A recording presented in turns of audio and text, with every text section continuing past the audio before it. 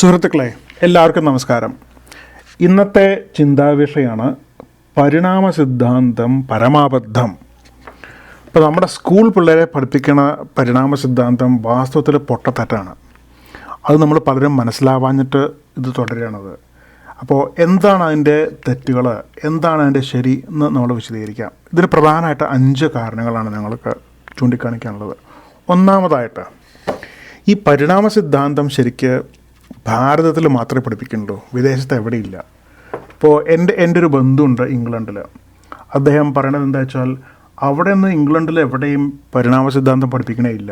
അവിടെ പഠിപ്പിക്കണത് എന്താ വെച്ചാൽ, ഈ ബൈബിളിലൊക്കെ പറയണ പോലെ ഇങ്ങനെ യേശു മൃഗങ്ങളെ ഉണ്ടാക്കി, യേശു മനുഷ്യനെ സൃഷ്ടിച്ചു എന്നൊക്കെയാണ് അവർ പഠിപ്പിക്കുന്നത്. അല്ലാതെ പരിണാമം എന്നുള്ള സംഭവം അവിടെ ഇല്ല, ഇംഗ്ലണ്ടിൽ എവിടെയില്ല. ഇപ്പോൾ അതേപോലെ ലോകത്ത് മിക്ക ക്രിസ്ത്യൻ രാജ്യങ്ങളിലും ബൈബിൾ പോലെയാണ് പഠിപ്പിക്കുന്നത്. പിന്നെ ഈ ഇസ്ലാമിക രാജ്യങ്ങളിൽ അവിടെയും ഞാൻ മനസ്സിലാക്കിയിടത്തോളം അവിടെയും പരിണാമം പഠിപ്പിക്കുകയില്ല. അവരെന്താ പഠിപ്പിക്കുന്നത് വെച്ചാൽ, ഈ ഇസ്ലാമികരുടെ ദൈവം, അതായത് മുഹമ്മദ് നബി, അദ്ദേഹം ഇങ്ങനെ ഈ കളിമണ്ണിങ്ങനെ കുഴച്ച് ഒരു മനുഷ്യൻ്റെ രൂപം ഉണ്ടാക്കി, എന്നിട്ട് അതിലേക്ക് ഇങ്ങനെ ഊതി എന്നിങ്ങനെ ഊതി, അപ്പോൾ മനുഷ്യൻ ഉണ്ടായി എന്നൊക്കെയാണ് പഠിപ്പിക്കുന്നത്. അല്ലാതെ അവിടെയും പരിണാമമൊന്നും പഠിപ്പിക്കുന്നില്ല. അപ്പോൾ പരിണാമം ശരിക്കും പഠിപ്പിക്കുന്നത് ഭാരതത്തിൽ മാത്രമേ ഉള്ളൂ.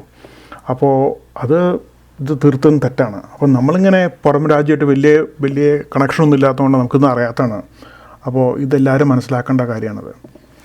ഇനി രണ്ടാമത്തെ കാര്യം, ഈ പരിണാമ സിദ്ധാന്തം ഭാരതത്തിൽ തുടക്കി വെച്ചത് ഇത് ശരിക്കും ബ്രിട്ടീഷുകാരാണ്. അതായത് ബ്രിട്ടീഷുകാർ ഇപ്പോൾ ഭാരതത്തിലേക്ക് ആദ്യമായിട്ട് വന്നത് ഒരു 500-600 കൊല്ലം മുമ്പേ എങ്ങാണ്ടാണ് അവർ അന്ന് വന്നത്.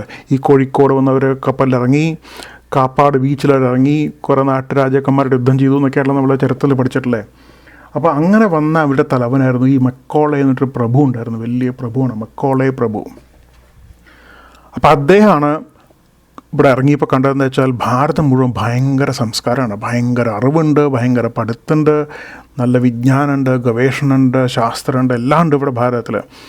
അപ്പോൾ അവർ ഇറങ്ങിയപ്പോൾ തന്നെ അവരൊന്ന് ഞെട്ടി, ഇത് നമ്മളെക്കാൾ നല്ല അറിവുള്ള ആൾക്കാരാണല്ലോ, ഇത് ശരിയല്ലല്ലോ, അപ്പോൾ എങ്ങനെയെങ്കിലും ഒന്ന് ഇത്തിരി കുത്തിത്തിരിപ്പ് ഉണ്ടാക്കണമല്ലോ എന്നൊക്കെ വിചാരിച്ചു. അപ്പോൾ അവരുണ്ടാക്കിയൊരു കഥയാണത്. ഭാരതത്തിൽ വലിയ ഗുണമൊന്നുമില്ല, പഠിപ്പൊന്നുമില്ല, നിങ്ങളൊന്നും വലിയ ഗുണമില്ല എന്നൊക്കെ പുള്ളി പറയാൻ തുടങ്ങി. അപ്പോൾ അങ്ങനെ അവരുണ്ടാക്കിയൊരു ഗൂഢാലോചനയാണ് ഈ ഭാരതത്തിലെ ശാസ്ത്രമൊക്കെ തെറ്റാണ്, പരിണാമമാണ് യഥാർത്ഥ ശാസ്ത്രം എന്നൊക്കെ അവർ ഇറക്കിയത്.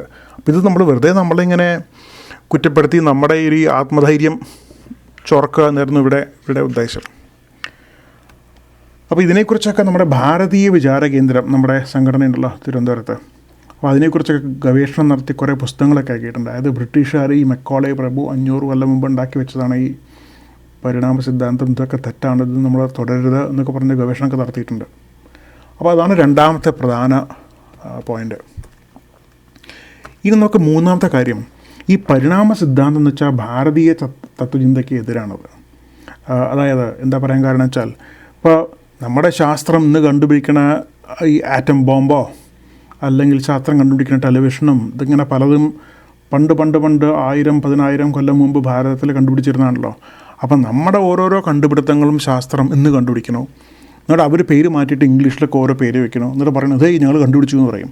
വാസ്തവം പറഞ്ഞാൽ അവരൊന്നല്ല കണ്ടുപിടിക്കണത്, അവരിവിടെ വന്നിട്ട് ഭാരതത്തിലെ പുസ്തകങ്ങളൊക്കെ നോക്കിയിട്ട് നമ്മുടെ വേദങ്ങളും ഉപനിഷത്തുകളൊക്കെ നോക്കിയിട്ട് വാസ്തവം മനസ്സിലാക്കിയിട്ടാണ് അവർ ഗവേഷണം നടത്തുന്നത്.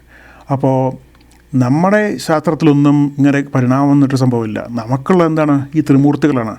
സൃഷ്ടി ബ്രഹ്മാവിൻ്റെ വകയാണ്, സ്ഥിതി വിഷ്ണുവിൻ്റെ വകയാണ്, സംഹാരം ശിവൻ്റെ വകയാണ്. അല്ലാതെ നമുക്കിങ്ങനെ പരിണാമത്തിൻ്റെ ദൈവമൊന്നുമില്ല. അങ്ങനെ അതൊന്നും ഭാരതത്തിൻ്റെ ചിന്തയ്ക്ക് യോജിച്ചതല്ല ഈ പറഞ്ഞ കാര്യങ്ങളൊന്നും. അപ്പോൾ ഇത് ശരിക്ക് ഹൈന്ദവ ധർമ്മത്തെ എങ്ങനെ വിഷമത്തിലാക്കാം എന്നൊക്കെ ആലോചിച്ചവരുണ്ടാക്കിയതാണ് ഈ പരിണാമം. ഇനി നാലാമത്തെ കാര്യം, ഇത് നിങ്ങൾക്ക് പലർക്കും അറിയില്ലായിരിക്കും. അതായത് ഈ ഡൈനസോർ എന്നൊരു സംഭവമാണല്ലോ ഈ പരിണാമത്തിൻ്റെ അടിസ്ഥാനം. ഈ ഡൈനസോർ കാരണമാണ് അവർ പറയണത് പരിണാമം ഉണ്ട് എന്നൊക്കെ പറയണേ. പക്ഷേ ഞാനിതിനെക്കുറിച്ചൊക്കെ ഗവേഷണം നടത്തിയിട്ടുണ്ട്. അപ്പോൾ എൻ്റെ അറിവ് എങ്ങനെയാ വെച്ചാൽ, ലോകത്ത് എവിടെയും ഈ ഡൈനസോർ എന്നൊരു ജീവി ഇല്ല. ഇത് വെറുതെ കെട്ടുകഥയാണത്, മനുഷ്യരെ പറ്റിക്കാൻ വേണ്ടി ഇവരുണ്ടാക്കിയ ഒരു കഥയാണത്. ആരെ കഥ ഉണ്ടാക്കിയത് ഡൈനസോർ എന്നിട്ട്? ഇത് പണ്ട് അമേരിക്കയിലൊരു സിനിമ ഉണ്ടായിരുന്നു, അതിൻ്റെ പേരാണ് ജിറാഫിക് വേൾഡ് എന്നാണ് സിനിമയുടെ പേര്, ജിറാഫിക് വേൾഡ്. അതായത് ഈ ജിറാഫുകളുടെ ലോകം എന്ന അർത്ഥത്തിലാണ് ജിറാഫിക് വേൾഡ് എന്ന സിനിമ ഉണ്ടാക്കിയത്. അപ്പോൾ അതിലവരുണ്ടാക്കിയൊരു കെട്ടുകഥയാണ് ഈ ഡൈനസോർ എന്നിട്ടൊരു ജീവി. അങ്ങനത്തെ ഒരു ജീവി വാസ്തവത്തിൽ എവിടെയില്ല. അപ്പം നമ്മുടെ ഇവിടെ ഭാരതത്തിൽ എവിടെയെങ്കിലും മൃഗശാലയിൽ പോയി കഴിഞ്ഞാൽ നമുക്ക് എവിടെയും കാണാൻ പറ്റില്ല ഈ ഡൈനസോർ എന്ന സാധനത്തിനെ. നമുക്ക് ആമ, മുയൽ, ഒട്ടകം ഇതൊക്കെ കാണാം, അല്ലാതെ ഡൈനസോറിനെ എവിടെയും കാണാൻ പറ്റില്ല. ഇത് ഭാരതത്തിൽ മാത്രമല്ല, ഇപ്പോൾ നമ്മൾ വിദേശത്ത് പോയിരിക്കുക, നിങ്ങൾ എവിടുത്തെ മൃഗശാലയിൽ പോയാലും നിങ്ങൾ ഡൈനസോറിനെ കാണാൻ പറ്റില്ല. എവിടെ നിങ്ങൾക്ക് ഡൈനസോറിനെ കാണാൻ പറ്റുക?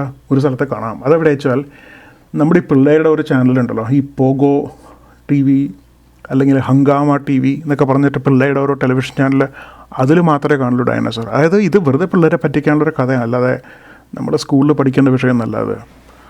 അപ്പോൾ അതാണ് 4ാമത്തെ കാര്യം. ഇനി 5ാമത്തെ കാര്യം, നമ്മുടെ തത്വചിന്ത പ്രകാരം ഇങ്ങനെയല്ല പരിണാമം. നമ്മുടെ പരിണാമം എങ്ങനെയാ വെച്ചാൽ ഈ ആത്മാവ് ശരീരത്തിൻ്റെ മരണത്തിന് ശേഷം ആത്മാവ് വേറൊരു ശരീരത്തിലേക്ക് പോകണമെന്നാണ് നമ്മുടെ കഥ. ഉദാഹരണം, നമ്മുടെ ഭക്തകവി പൂന്താനം നമ്പൂതിരി, അദ്ദേഹത്തിൻ്റെ പ്രസിദ്ധമായിട്ടുള്ള നമ്മുടെ ജ്ഞാനപ്പാനയിലോ അദ്ദേഹം പാടിയിട്ടുണ്ട്, ചണ്ഡകർമ്മങ്ങൾ ചെയ്തവഞ്ചാകുമ്പോൾ ചണ്ഡാല കുലത്തിങ്കൽ പിറക്കുന്നു എന്ന്.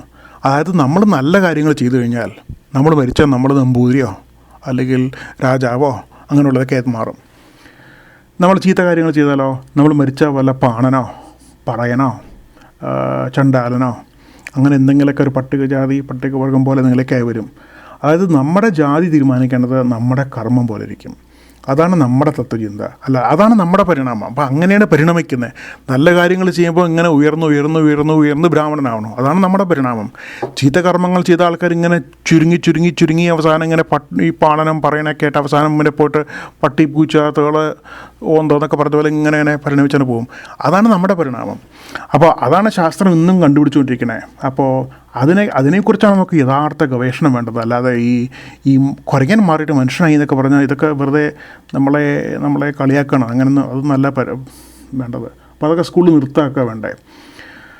അപ്പോൾ ഇതാണ് പ്രധാനമായിട്ട് 5 കാരണങ്ങൾ. പരിണാമ സിദ്ധാന്തം മുഴുവൻ തെറ്റാണെന്ന് പറയാനുള്ള 5 കാരണങ്ങൾ ഇതാണ്. അപ്പോൾ ഇതിനെക്കുറിച്ച് നമ്മളെല്ലാവരും കൂടുതൽ അറിഞ്ഞിരിക്കണം, കൂടുതൽ പഠിക്കണം, കൂടുതൽ വായിക്കണം.